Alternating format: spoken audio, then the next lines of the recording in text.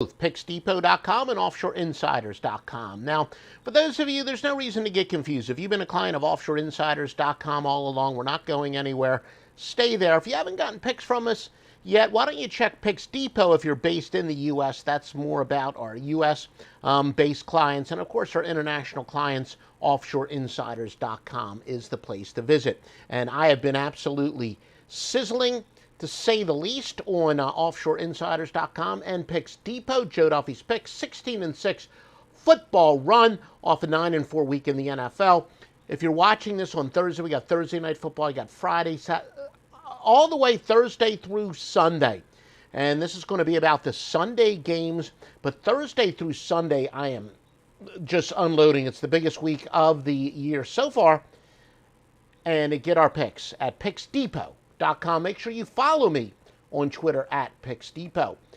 First thing we're going to take a look at this week would be the best teams to bet on based on the margin of cover. Or in recent years, I know people like to call it the sweat barometer. It is how much a team does or does not cover the spread by, which is a little more accurate than a deceptive spread record where maybe a team could be 3-1, but they covered the 3 games by a combined 2.5 points, and their one at non-cover, they failed to cover by, say, like 10. So the best teams to bet on this year so far have been the Saints. They do have a 2-1 record, but they're covering by an average of 11.5 points per game. Buffalo at 2-1, covering by an average of 11 points. 3 teams are 3-0, Carolina, Denver, and Dallas. Carolina and Denver each covering by 10.2. Dallas by 10 points per game. Now, the best teams to bet against so far this year.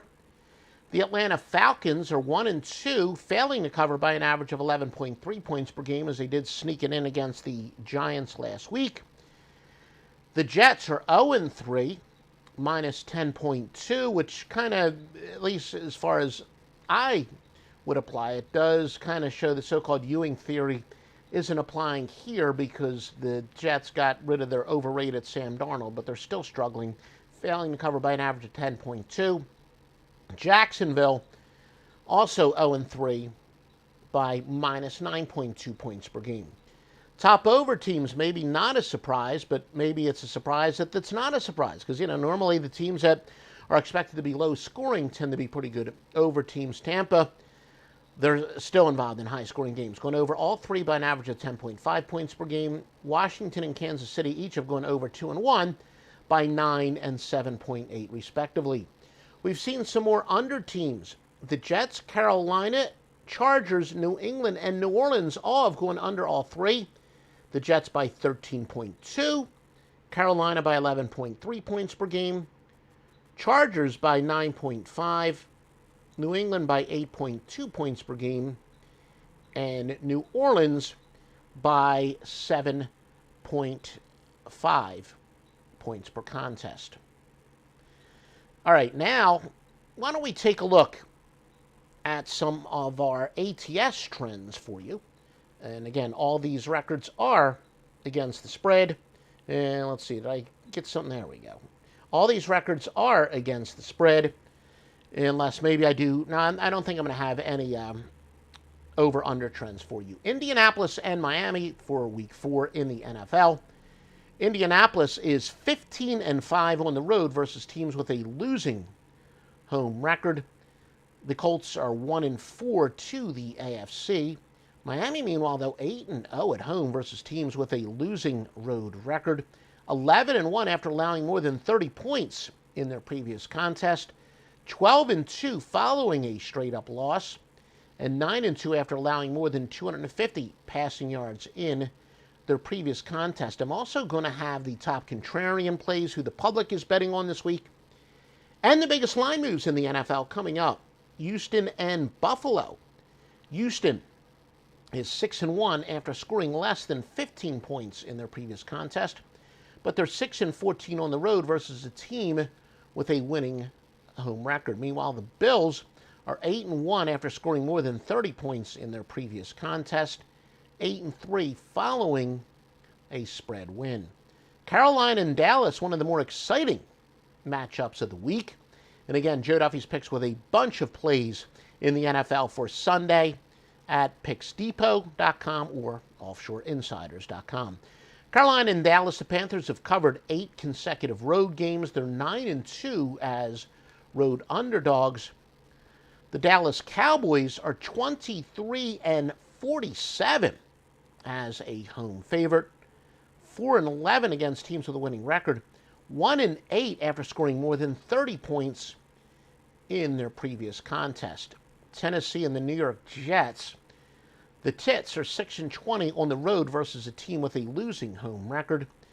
The Jets are 4-10 after scoring less than 15 points in their previous game. Remember, I told you I do have some neuropathic itching or whatever, so make sure you bet with your friends how many times I'm going to scratch my head. Hopefully that's all I will scratch. Or scratch, G-rated body parts before this video is out, or take a drink each time I do it. Cleveland and Minnesota, the Browns are 7-1 after getting more than 150 yards rushing in their last contest, but 16-38 after getting more than 350 total yards in the previous game. 2-9 after allowing less than 15 points in their last contest. Minnesota 1-7 on field turf, but 19-6 as home underdogs. Yes, we've lived long enough to see the Cleveland Browns as a road favorite against a quality team. Detroit and Chicago. The Lions are 3-8 as road underdogs. 3-15 after allowing more than 250 passing yards in their previous game. Again, make sure you do follow me at Picks Depot on Twitter. Chicago 4-11 as a favorite. The New York Giants and New Orleans. The Giants are 20-7 on the road. New Orleans, on the other hand, 26-10 versus teams with a losing record. And no, there's frankly, you don't necessarily have to follow me at both Offshore Insider and Picks Depot. A lot of the same information, but like we said, if you're onshore, if you're in the U.S., Picks Depot is really aimed at you. Offshore at offshoreinsiders.com. Arizona is going to be taking on the Los Angeles Rams. Arizona 9-3 is a road underdog. That's 2. The Cardinals are 2-7 overall, 0-5 against teams with a winning record. Are the Rams improved? 23-8 versus the NFC, 8-3 after accumulating more than 350 total yards in their previous contest. Seattle and San Fran. Seattle is 9-3 as a road underdog. They are 1-6, though, to the NFC, and 1-7 on the road overall. 49ers are 10-26-1 as a favorite. 5-21-1 as a home favorite. Another one of the better games, but as you know, sometimes the best games to watch aren't really the best games to bet. Master Lockline has been winning for you since 1980 on the score phones, the old 976 lock numbers. Highest rated place and the highest rated services in their highest rated sports on the Master Lock Line at offshoreinsiders.com and picksdepot.com, either or. Baltimore and Denver. Ravens 33-14 on the road versus teams with a winning home record. Denver 10-4 to the AFC.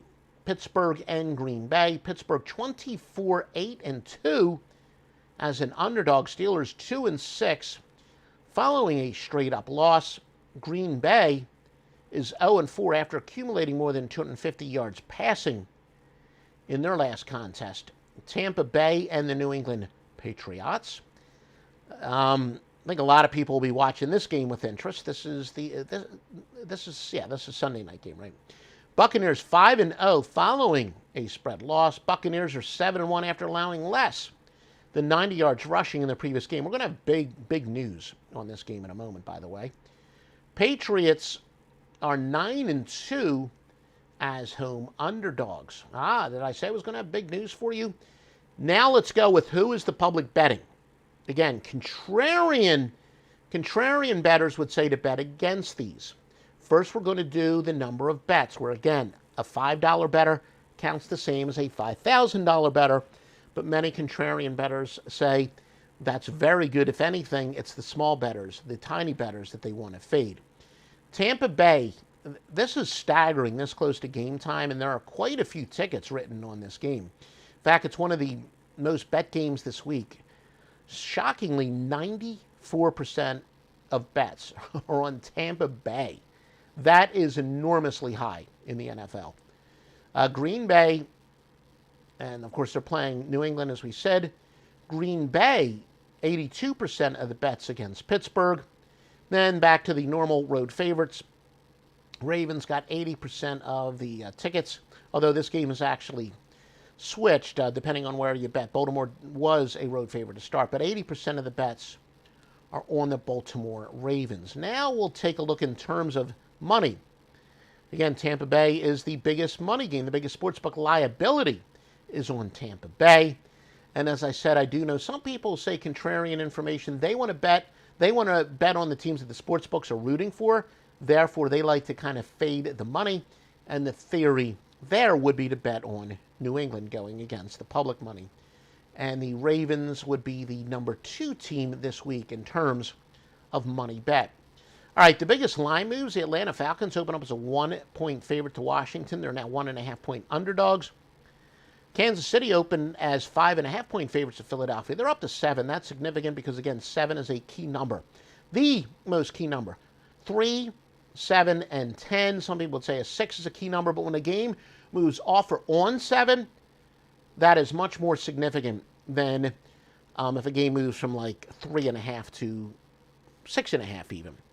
And also when a game moves off or on 3, sharp gamblers take note. The Rams, maybe a little bit of a surprise, as games are usually bet up, but the Rams open up as a 6-point favorite to Arizona, now down to a 4.5-point favorite. And New England and Tampa Bay. Tampa Bay opened up as a 5.5-point favorite, but that game is all the way now up to 7. But again, that moved on a key number. So that is definitely a significant line move. All right, for the best picks in the world, make sure you visit us at offshoreinsiders.com or Picks Depot. They are the same picks. If you're U.S. and new, why don't you go to Picks Depot, offshoreinsiders.com. We've been winning there forever. Stevie Vincent, Master Lockline, which has been winning for longer than forever almost, since 1980 on the score phones. And definitely follow us on Twitter, if you're not already doing that, at Picks Depot. And oh yes, and of course, please give us a like, share, comment. If you ask a question on YouTube, I get a lot of questions, or on Twitter, get a lot of questions about strategy, especially more so on Twitter, and we'll be more than happy to answer any question about strategy or whatnot. If you have questions about the site, it's really best to visit the FAQ on our sites. That answers just about every question we've ever had, but you can contact our customer service if there's an unanswered question there. Like I said, visit us, Picks Depot, and at Picks Depot on Twitter.